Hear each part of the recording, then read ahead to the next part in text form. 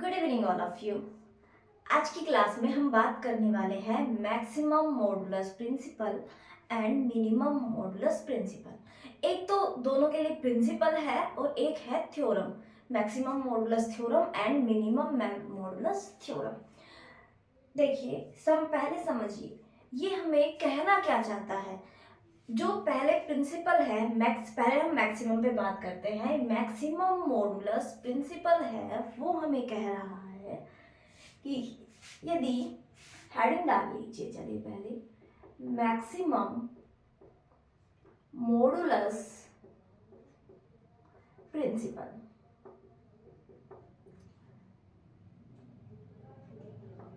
Maximum modulus principle हमें बताता है, देखो एफजेड सबसे पहले ये हमें बताएगा कि एफजेड एनालिटिक है, ठीक है। एफजेड इज एनालिटिक है, ये एनालिटिक फंक्शंस पे ही बात करेगा। Analytic within and on simple closed contour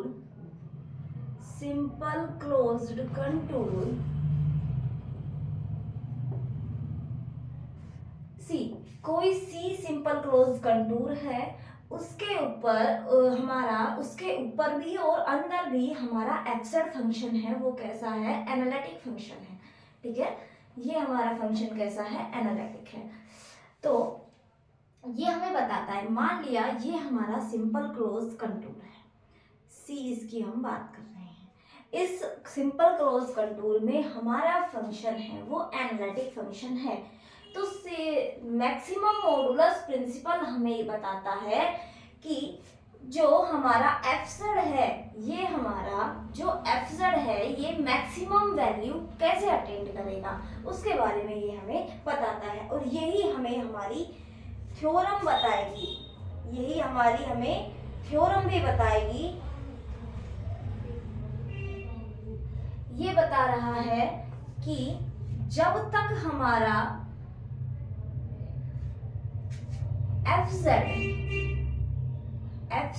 mode FZ, देखो एफजेड कैसा है, कॉम्प्लेक्स फंक्शन है। कॉम्प्लेक्स फंक्शन में है यहाँ पे ऑर्डर्ड वाली इनइक्वालिटी नहीं होती है ना, ऑर्डर्ड सेट नहीं होता है कॉम्प्लेक्स, क्योंकि इसके भी तो कोई कॉम्प्लेक्स नंबर ही आएंगे हमारे रेंज सेट में एफजेड में। तो ये होता क्या है, ये होता है कॉम्प्लेक्स सेट होता है। कॉम्प्लेक्स सेट कभी ऑर्डर्ड नहीं होता, तो हम उसमें छोटा और बड़ा नहीं बता सकते। हमें मैक्सिमम और मिनिमम कैसे पता लगेगा जब छोटा बड़ा ही नहीं पता है। तो इसलिए हम उसके मॉडुलस पे बात करते हैं, और इसीलिए थ्योरम का नाम भी है मॉडुलस, ठीक है। ये हमें बताता है mod F Z does not attains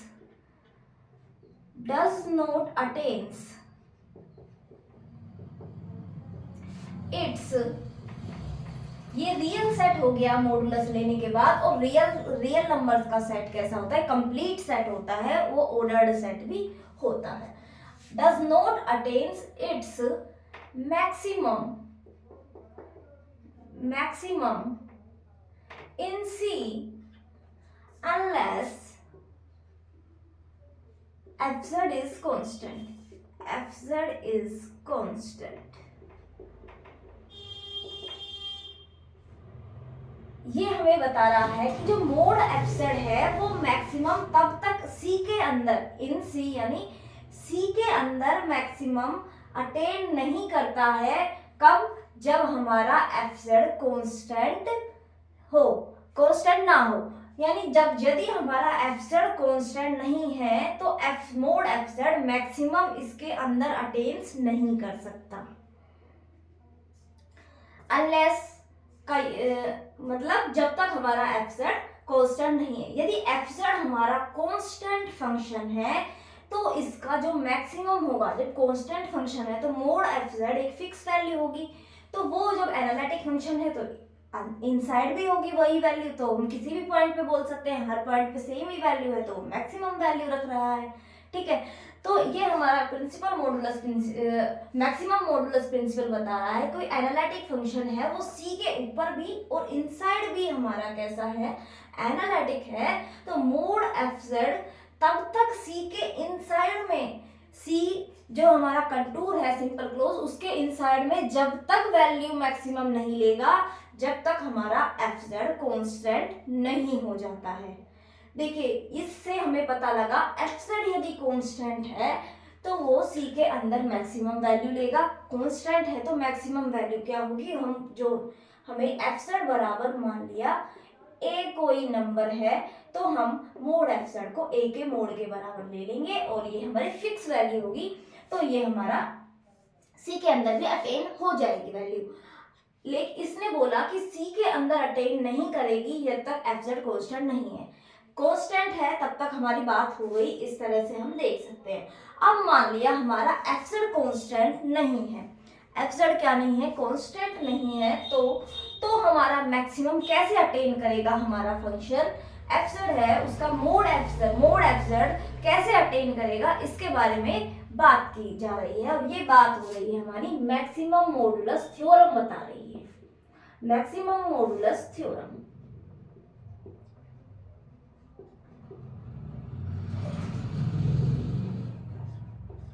maximum modulus theorem हमें बताती है कि ये तो फिक्स है कि भाई अंदर तो हमें मैक्सिमम नहीं मिलेगा, तो हमें कहाँ मिलेगा, एक तो ये तो हो गया हमारा अंदर वाला पार्ट इसका इंटीरियर, और ये पार्ट हो गया बाउंड्री। ये पार्ट क्या है, बाउंड्री पॉइंट है, ठीक है। तो मैक्सिमम मॉडुलस थ्योरम यही बताती है। प्रिंसिपल ने बताया कि इनसाइड में इंटीरियर में हमारा मैक्सिमम अटेन नहीं कर रहा है, तो थ्योरम बताती है कि हमारा फंक्शन एफ जेड वो बाउंड्री पे मैक्सिमम वैल्यू अटेन करता है। कहाँ अटेन करता है, बाउंड्री पे अटेन करता है। तो इसके लिए लिखिए एफ जेड एनालिटिक फंक्शन है, तो वही चीज है एनालिटिक है हमारे पूरे सी पे। तो मोड एफ जेड का maximum of mod F Z या mod F z attains its maximum value at the boundary of the curve C. Mod F z attains mod F z attains its maximum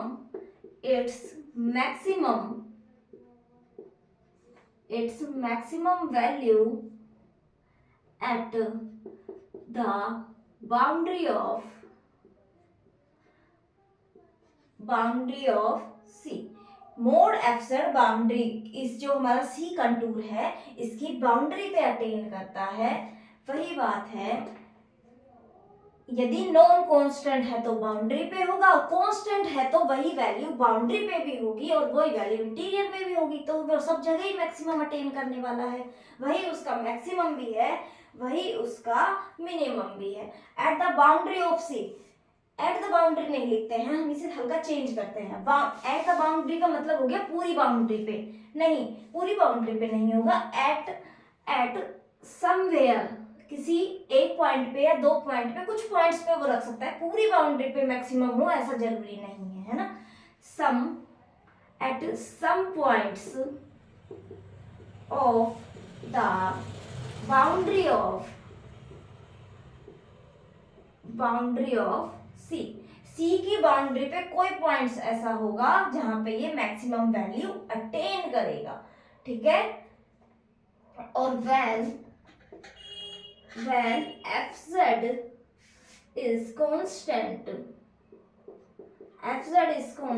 then its maximum value, then its modulus, या हम कह सकते हैं then mod fz is maximum everywhere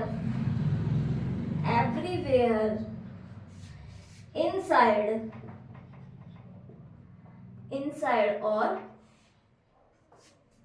on C। दोबारा से एक बार देख लीजिए, एफ जेड जब तक हमारा कांस्टेंट फंक्शन नहीं है, एफ जेड एनालिटिक है सिंपल क्लोज कंटूर सी पे, तो यदि ये हमारा कांस्टेंट फंक्शन नहीं है तो ये इंटीरियर में कभी भी हमारी इंटीरियर में मैक्सिमम वैल्यू नहीं लेता है इसका मॉडुलस।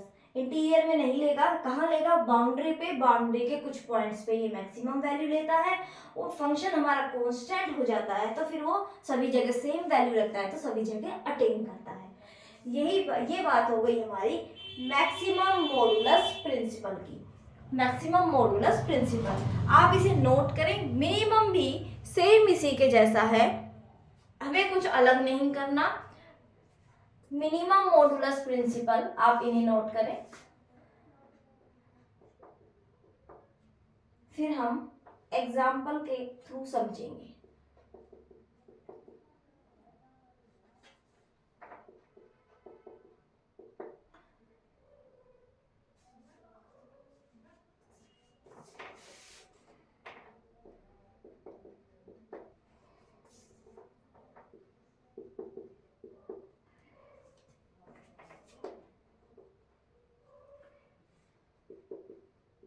यही बात हमारी मिनिमम मॉडुलस प्रिंसिपल और मिनिमम मॉडुलस थ्योरम से है कि जो मिनिमम होगा वो भी इंटीरियर में नहीं होगा, वो भी बाउंड्री पे ही कहीं ना कहीं अटेन होगा नॉन कांस्टेंट फंक्शन के लिए। फंक्शन वही एनालिटिक है और हमारा पूरे सी पे एनालिटिक है। इंटीरियर में इसके पास मैक्सिमम या मिनिमम नहीं मिलेगा, इसके पास जो मैक्सिमम मिनिमम मिलेगा वो बाउंड्री पे मिलने वाला है। कांस्टेंट हो जाता है तो फिर वो सभी जगह मिनिमम है, सभी जगह मैक्सिमम है, सेम ही वैल्यू है उसके मिनिमम और मैक्सिमम की।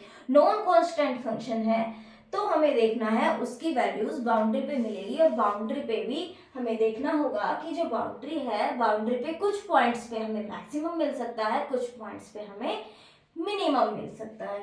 तो ये बात हो गई maximum modulus principle and minimum modulus principle. तो हम इसके लिए एक दो क्वेश्चन करते हैं, ये आप नोट कर लें।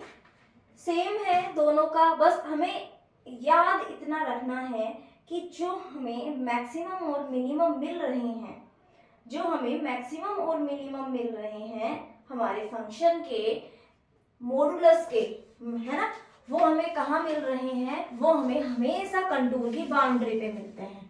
और यदि हमें क्वेश्चन में ऐसा दिया हो इंटीरियर में मिल रहे हैं तो हम कहेंगे हमारा फंक्शन कैसा है, वो कांस्टेंट फंक्शन है। यदि हमें इंटीरियर में किसी फंक्शन के मॉडुलस है, मोड एफ जेड की वैल्यू मैक्सिमम या मिनिमम इसके इंटीरियर में मिल जाती है तो हम कहते हैं कि हमारा फंक्शन कैसा है, कांस्टेंट फंक्शन है। ऐसा कोई non constant entire function exist नहीं करता, एनालिटिक फंक्शन ऐसा एग्जिस्ट नहीं करता जिसके लिए मैक्सिमम और मिनिमम वैल्यू उसके उस कंटूर के इंटीरियर में एग्जिस्ट कर जाए। फाइंड, क्वेश्चन करें, फाइंड मैक्सिमम और minimum value of mod fz where mod of fz बराबर where fz बराबर e raised to power z on mod z minus 1 बराबर 5। ये हमें दिया है, हमारा सर्किल का इक्वेशन है और हमारा फंक्शन है एफ जेड है ई रेज टू पावर जेड। सबसे पहले हम सर्किल पे बात करते हैं। सर्किल क्या है, ये वाली एक्स एक्सिस, ये वाई एक्सिस, सेंटर है 1 और 5 इसकी रेडियस है, तो कुछ इस तरह तक ये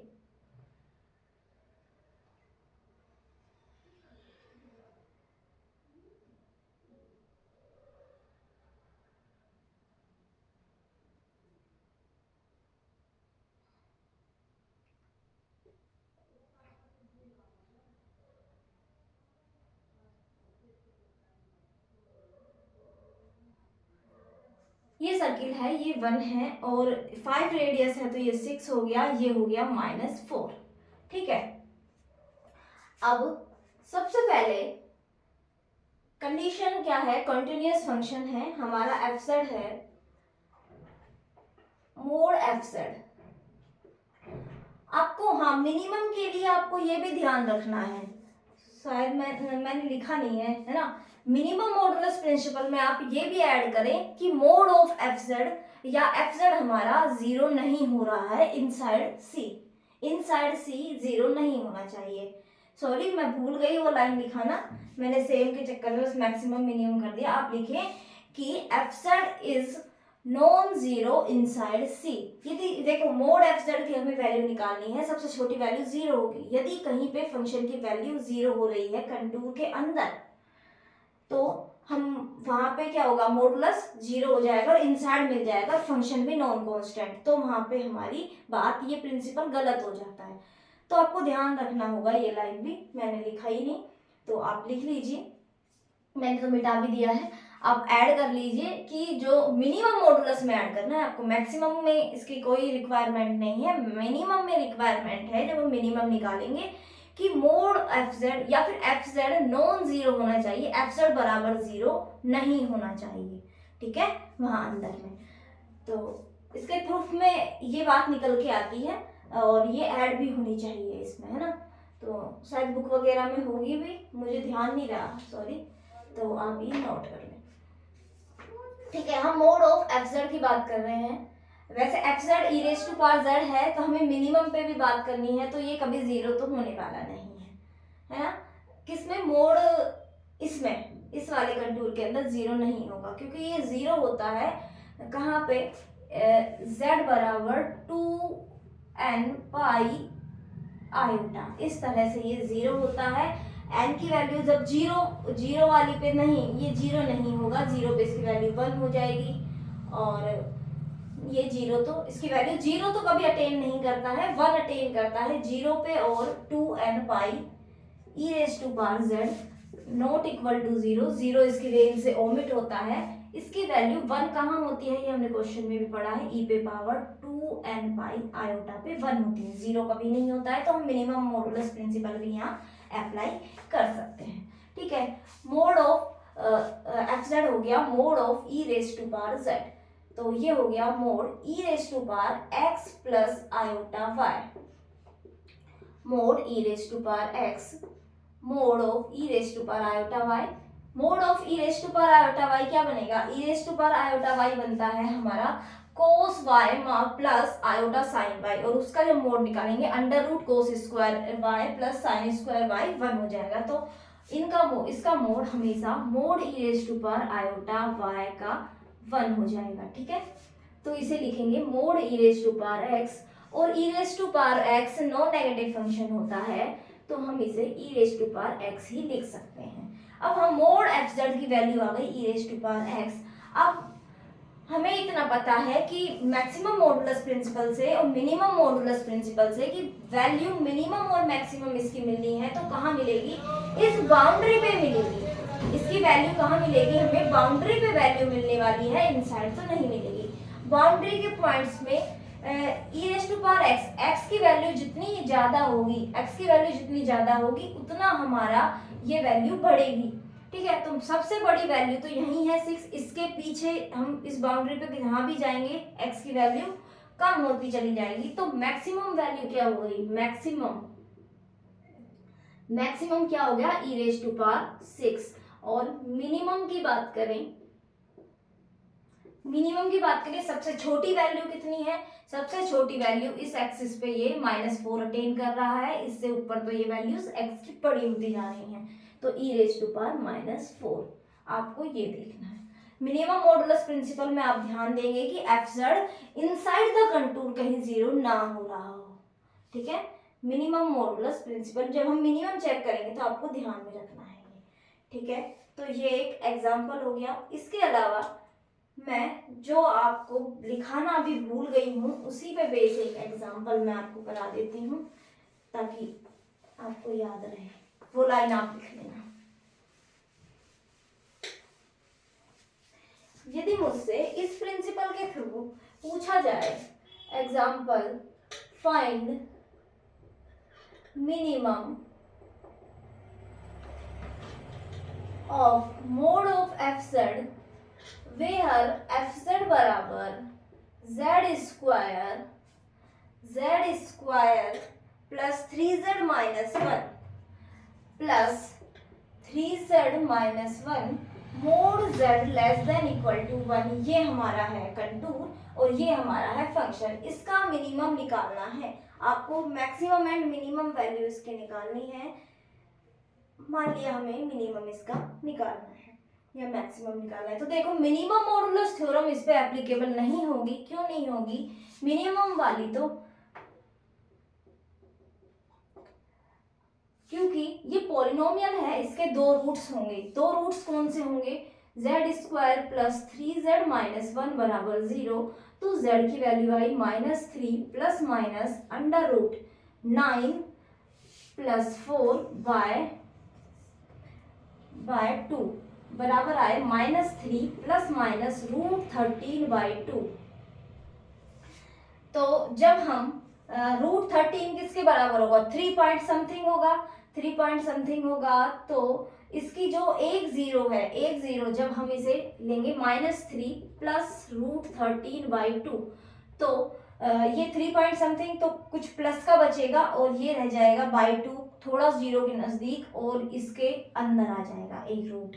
माइनस वाला तो बाहर चला जाने वाला है शायद, हाँ माइनस वाला तो बाहर चला जाएगा, लेकिन एक रूट है जो इसके अंदर आ जाएगा। तो मिनिमम मॉडुलस प्रिंसिपल से हम यहाँ वर्क नहीं कर सकते, इसकी मिनिमम वैल्यू नहीं बता सकते, है ना।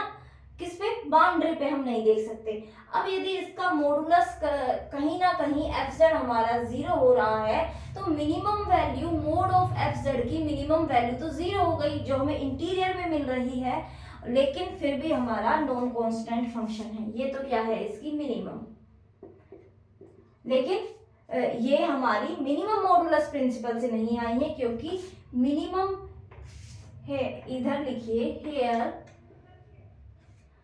f ऑफ, यदि हम -3 प्लस √13/2 लगाएं, इसकी वैल्यू 0 हो रही है inside mod z less than equal to 1, so we cannot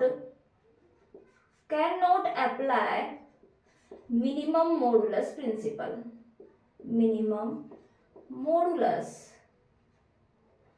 principle, minimum modulus principal apply नहीं कर सकते हैं, है ना। तो ये पॉइंट आप इससे भी समझ सकते हैं। वैसे मिनिमम वैल्यू जब 0 हो रहा है तो मिनिमम वैल्यू 0 हो गई।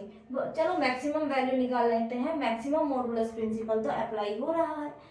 अब इसकी वैल्यू हमें, चलो आप खुद से निकालने की कोशिश करें, इसके मॉडुलस पे बात करें, है ना। मोड निकालें, mode of FZ,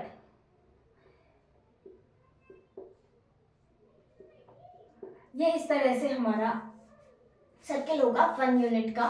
mode of FZ 1 unit का सर्किल है, हम z बराबर e पे power iota theta, theta runs from 0 to 2 पाई आप कर सकते हैं, ठीक है। इस तरह आप इसे कर सकते हैं। एक सेकंड आप नोट करें और खुद से करें। तो हमें मोड एफजेड निकालना है। मोड एफजेड क्या हुआ? Mode of z square plus 3z minus 1, ठीक है। हम यहाँ ये वाली वैल्यू पुट कर देते हैं, e raise to power iota theta का स्क्वायर प्लस 3 e पे पावर आयोटा थीटा माइनस 1 बराबर e पे पावर आयोटा थीटा, हम एक कॉमन ले लेते हैं, e पे power iota theta plus 3 minus e पे पावर माइनस आयोटा थीटा बराबर मॉडुलस e पे पावर आयोटा थीटा, ये अलग हो गया, मोड e पे power iota theta plus 3 minus of e पे पावर माइनस आयोटा थीटा, ये इसका मोड हम देख रहे हैं 1 ही होगा इसका मॉडुलस। तो इसका मोड क्या हो गया? हमारा 1 हो गया।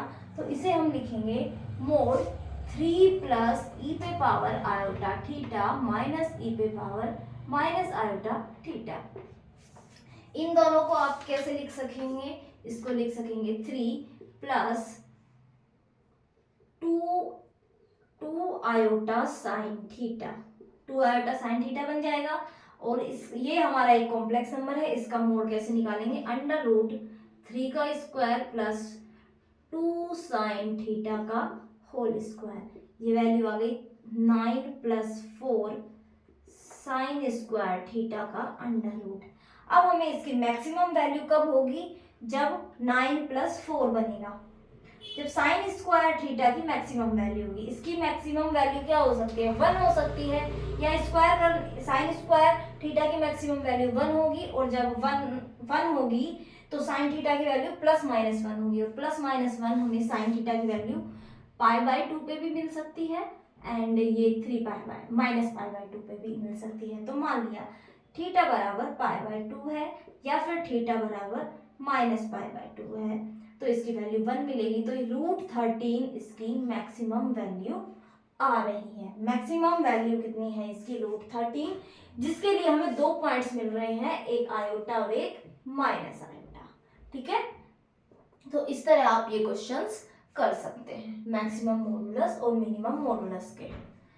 तो आपको ध्यान क्या रखना है मैक्सिमम और मिनिमम मॉडुलस में, कि हमारी नॉन कांस्टेंट फंक्शन है, तो मैक्सिमम और मिनिमम वैल्यूज हमारी बाउंड्री पे अटेन होती है, इंटीरियर में नहीं होती। और मिनिमम मॉडुलस अप्लाई करने के लिए हमें f(z) उसके इंटीरियर में कहीं भी 0 नहीं होना चाहिए, वरना तो उसकी मिनिमम वैल्यू 0 ही हो जाती है। और यदि नॉन जीरो होने पर भी यदि इंटीरियर में मैक्सिमम या मिनिमम मिले, तो हम कहेंगे कि हमारा जो फंक्शन है वो कांस्टेंट फंक्शन हो गया है। तो ये बात हो गई मैक्सिमम और मिनिमम मॉडुलस प्रिंसिपल की। इसके आगे हम बात करेंगे स्क्वायर्स लेमा पे, जो भी हमें मॉडुलस से रिलेटेड है, तो मैंने यहाँ पे कराने की कोशिश की है, तो अभी मैं आपको बताती हूँ।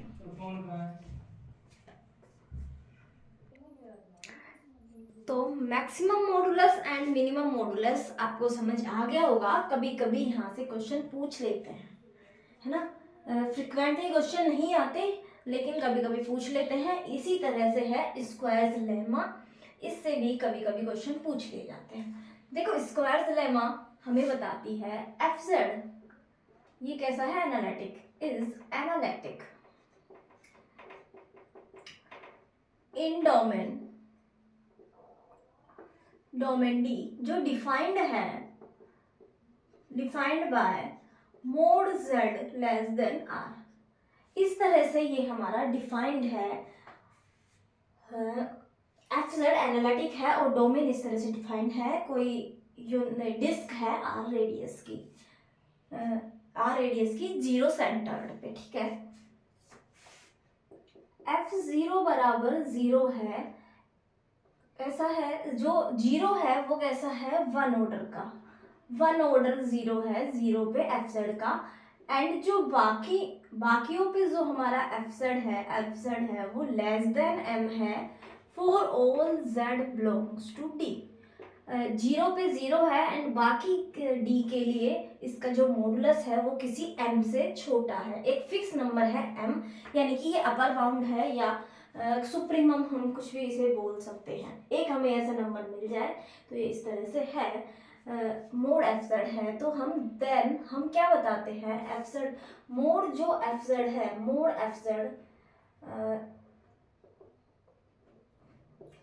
f(z) होता है वो होता है m mod of z by r। Mod f(z) क्या होता है, इसकी वैल्यू हो जाती है m mode f(z) bye r। इसे हमने एक mn इनइक्वालिटी पढ़ी थी कॉम्प्लेक्स में ही, तब हमने शायद ऐसा कुछ पढ़ा था, ये सिंगल जब 1 ऑर्डर का 0 है तो हम मोड f(z) को कुछ इस तरह से मान रहे थे, मोड f(z) ही वहां पे m से छोटा था, मैक्सिमम वैल्यू मान रहे थे, r रेडियस का हमारा सर्किल था, और यहाँ पे हमें मोड z दिया हुआ है, क्योंकि डोमेन है मोड z की वैल्यू r है ना। वहां पे हम क्या ले रहे थे, mn इनइक्वालिटी में वो क्या था हमारा, जो हमारी पैरामीटर था, हमारी लेंथ थी कर्व की, वहां पे वो आ रही थी, कुछ उसके जैसा ही ये होने वाला है। ठीक है, इस तरह से ये हमारा हो जाता है, और ये लेस देन इक्वल टू होता है, mn इनइक्वालिटी में भी यही होता था।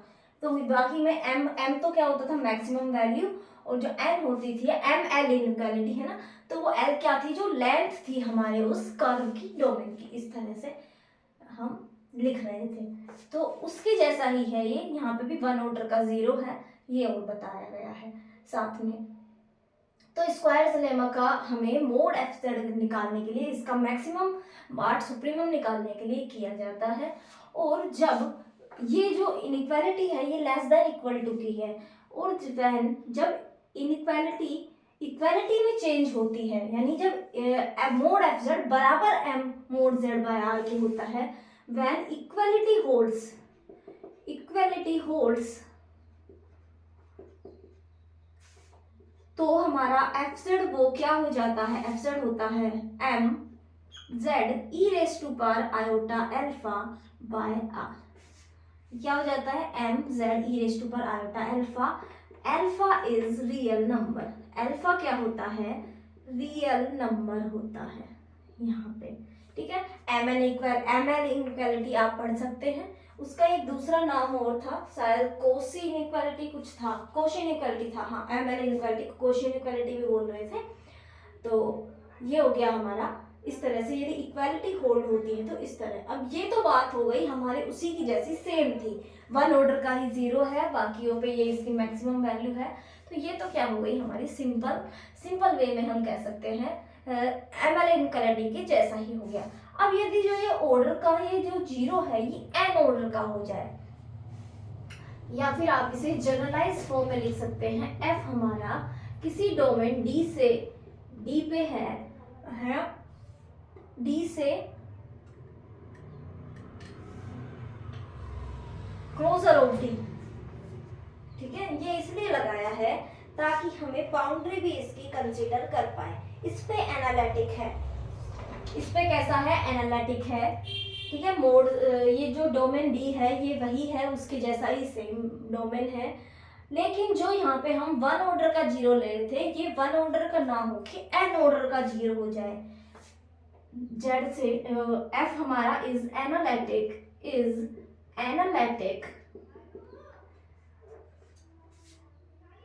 And has zero of order n at z बराबर जीरो। तो हम एफ जेड के बारे में क्या कहते हैं, यदि कोई फंक्शन एनालिटिक है किसी डोमेन डी से डी बार पे और उसके पास n ऑर्डर का जीरो है, z बराबर जीरो पे, ओरिजिन पे वो n ऑर्डर का जीरो रखता है, तो हम एफ जेड के बारे में कहेंगे कि जो हमारा number first mod of F z है वो less than equal to z raise to power n. Z raise to power n मतलब mod of z raise to power n, क्योंकि दोनों तरफ मोड लगाएंगे तभी हम बता पाते हैं। एंड सेकंड जो इनइक्वालिटी है ये है हमारी मोड एफ का n time derivative z less than equal to n factorial, ठीक है। जो n डेरिवेटिव है वो n के बराबर हो जाता है। तो ये हो गई थोड़ी सी इसका जर्नलाइज्ड फॉर्म, इस तरह हम इसको लिख सकते हैं जर्नलाइज्ड वे में, ठीक है। तो ये आप नोट करें। फिर हम बात करेंगे इनमें भी तो इनइक्वालिटी आई है, ये दोनों इनइक्वालिटी कब होल्ड होती है। आपको ये जस्ट याद रखना है, ये पूछा नहीं जाता है ज़्यादा फ्रिक्वेंटली, कभी कभी इससे क्वेश्चन बन जाते हैं, इनसे क्वेश्चन बन जाते हैं, तो वहाँ पे ये आपको यूज आता है, ठीक है। डायरेक्ट ही आपसे मोड एफ जेड पूछ लिया, एफ डैश जेड का तो एक बार पूछा गया है ना, मुझे याद है। मोड एफ जेड और एफ डैश सिंगल मतलब एक बार डेरिवेटिव वाला पूछा जा चुका है, तो आप इस तरह इन्हें चेक कर सकते हैं। इसके बाद इक्वालिटी होल्ड्स होती है, कब कब होती है उस पर बात करते हैं। आप पहले ये लिख लीजिए,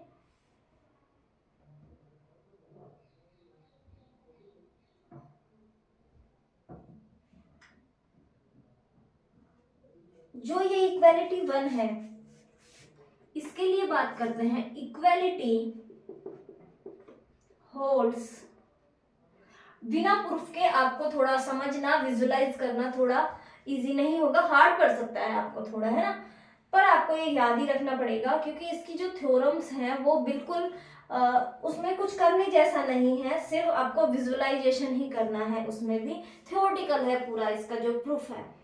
तो वो प्रूफ कभी एग्जाम में नहीं आता है और आपको यूजफुल भी नहीं है, तो इसलिए मैं नहीं बता रही हूँ। और लेंदी भी बहुत है, आप उसमें उसमें बहुत सारी थ्योरम्स एक दूसरे में यूज होने वाली हैं, बहुत सारे छोटे छोटे रिजल्ट्स, और फिर आपको कंफ्यूजन हो सकती है। यूजफुल भी नहीं है और हम कंफ्यूजन क्रिएट करें ऐसा नहीं करेंगे, इसलिए मैं आपको सिर्फ इतना बता रही हूँ कि मेन मेन पॉइंट तो आपको मॉडुलस याद रखना, एफ डैश वाला ये याद रखना है, और इक्वालिटी के बारे में पूछ ले कि इक्वालिटी कब होल्ड्स होती है, तो ये याद रखने स्टेटमेंट की तरह आप इन्हें याद रख सकते हैं। आप स्टेप बाय स्टेप एक दो बार लिख के याद करेंगे तो याद हो जाएगा। Equality holds for some z belongs to d, किसी किसी d के लिए ये वाली इक्वालिटी होल्ड होगी, वरना नहीं होगी। हो सकता है कुछ के लिए हो जाए। और ये वाली जो इक्वालिटी है, ये वाली इक्वालिटी होल्ड्स होगी, equality holds for f Z बराबर C mod z raise to power n. यदि इस तरह से हो तो ये वाली इक्वालिटी होल्ड्स होगी, वरना नहीं होगी। जहां पे मोड सी का क्या होना चाहिए, 1 होना चाहिए मोड ऑफ सी, ठीक है। और बोथ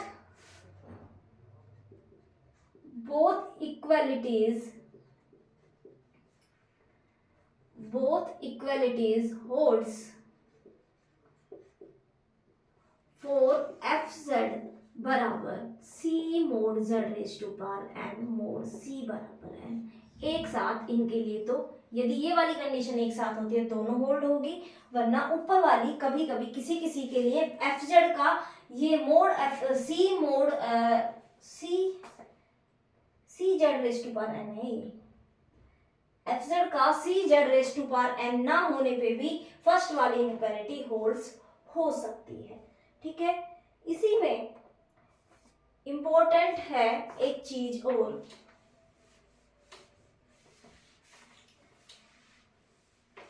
इसे आप नोट करें। मेन जो क्वेश्चन है वो आता है आपका, इसी में एक होता है मोड जेड, ये स्क्वायर लेमा का सेकंड काइंड, या स्टार करके लिख लीजिए कि एफ वही एनालिटिक है, हमारा एनालिटिक है, इसमें जीरोस की भी जरूरत नहीं है। एफ ऑफ जीरो का जीरो होना जरूरी नहीं है। यदि हमारा एफ है वो किसी डी से डी पे कैसा है, एनालिटिक है, सिर्फ एनालिटिक है। यदि ये वाली कंडीशंस भी होल्ड ना हो, तो ये वाली जो कंडीशन मैं लिखा रही हूँ अब, ये तो हर जगह आप एप्लीकेबल कर सकते हैं। तो आप mod of F of z को less than equal to mod of F of zero, f आपके पास एफ जेड है, जीरो पुट करें, एफ जीरो की वैल्यू निकालें, mod f of zero plus mod z, आप इसे इस तरह लिख सकते हैं, mod z upon 1 plus mod f of zero mod f of z. इस वाले फॉर्मूले से आप निकाल सकते हैं। यहाँ पे आपको पास किसी जीरो को भी देखने की आवश्यकता नहीं है। वो जीरो कहाँ से आ रहा था, यदि एफ ऑफ जीरो जीरो है तो ये वाली टर्म जीरो हो रही थी, ये टर्म जीरो हो रही थी, mode F Z less than mode Z हो रहा था, और मोड जेड हमारा आर और एम दिया था तो इसलिए ये ऐसा आ रहा था, ठीक है। तो ये जनरलाइज्ड फॉर्मूला है। आपको एफ ऑफ जीरो जीरो है नहीं है कुछ नहीं लिखना, आपको सीधा यदि एनालिटिक फंक्शन है ये फॉर्मूला लगाइए और आप कर सकते हैं। ये स्क्वायर लेमा में नहीं है, जनरलाइज आप बोल सकते हैं इसका, पर आप ये अलग से याद रखें। स्क्वायर लेमा यदि आपसे पूछी जाए तो पहले वाला स्टेटमेंट आपको लिखना है जो अभी मैंने ऊपर लिखा हुआ था, यदि कभी पूछ ली भी जाए। बाकी पूछेंगे नहीं अपने एग्जाम में, तो इस फॉर्मूले से बहुत सारे काम हो ही जाते हैं। इस वाले फॉर्मूले से मैक्सिमम क्वेश्चन हमारे इसी फॉर्मूले से होंगे। अभी तक जो 8-10 क्वेश्चन आए हुए हैं, हर बार पेपर में आता नहीं है, आता है तो एक क्वेश्चन आ जाता है, वो भी 3 नंबर का नेट वाले में। तो और जैम वगैरह में पूछ लेते हैं, जैम में पूछते हैं इसके क्वेश्चन, तो वहां पे इस वाले फॉर्मूले से आपका काम हो जाता है, ठीक है। इसके अलावा ये तो बात हो गई हमारी, इस फॉर्मूले को नोट कर ले, इंपॉर्टेंट फॉर्मूला है, ठीक है ना। स्क्वायर एक होती है स्क्वायर पिक लेमा, एक होती है स्क्वायर पिक लेमा, उस पे हम बात करते हैं, आप नोट करेंगे।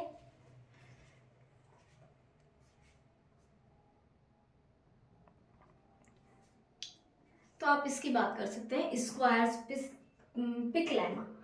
स्क्वायर्स तो लेमा हमें एफजेड के मोड के बारे में बताई थी। तो इससे पहले जो भी मैंने इंपॉर्टेंट बताया इसी जगह पे फॉर्मूला लिखा था, वो फॉर्मूला था हमारा mod of F Z less than equal to mod of F of 0 plus mod of Z upon 1 plus mod of F of 0 mod of Z.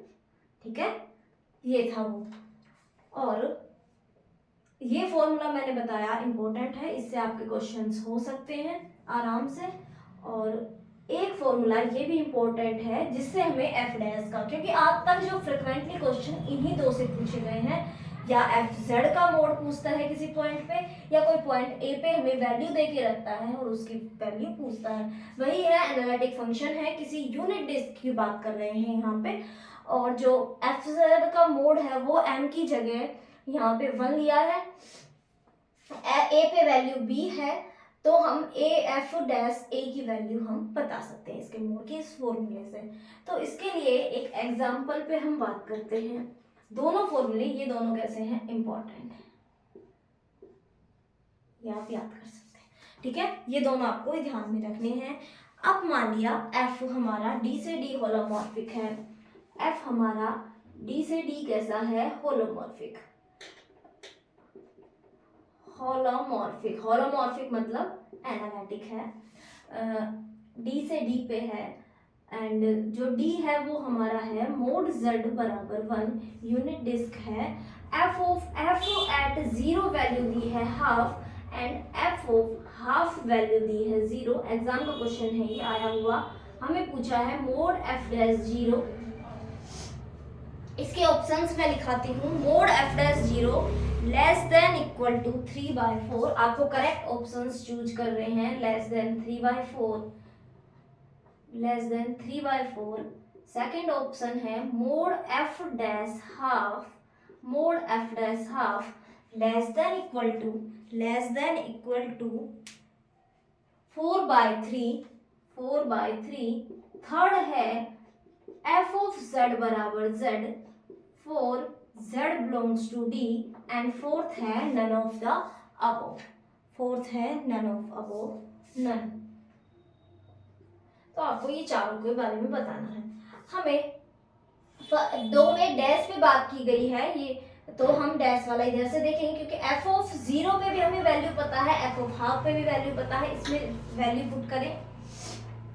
F dash at 0 का जो मोड होगा वो होगा 1 माइनस एफ एट 0 पे value क्या दी गई है हमारी हाफ, हाफ का स्क्वायर अपॉन 1 माइनस ए की वैल्यू क्या है 0, इसका square less than equal to 1 minus 1/4 less than equal to 3/4। First option हमारा करेक्ट हो गया। इसी तरह यदि मुझे एफ डैश हाफ की वैल्यू निकालनी है तो 1 माइनस एफ ऑफ हाफ की वैल्यू 0 का स्क्वायर अपॉन 1 माइनस ए का square half less than equal to 1 upon 1 minus 1/4 और लेस देन इक्वल टू हो गया 4/3। सेकेंड ऑप्शन भी करेक्ट है। थर्ड ऑप्शन कह रहा है एफ जेड बराबर Z for Z belongs to D.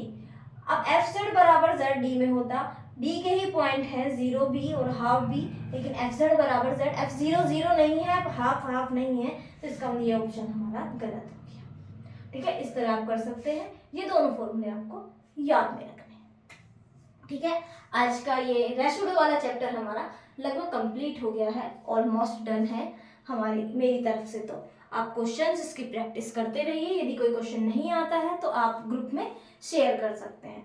ठीक है, और फिर हम आगे नेक्स्ट देखते हैं नया कोई कौन सा लेक्चर हमें स्टार्ट करने वाले हैं सीरीज। तो आज के लिए इतना ही। Okay, bye bye, thank you and share with your friends. Okay, bye.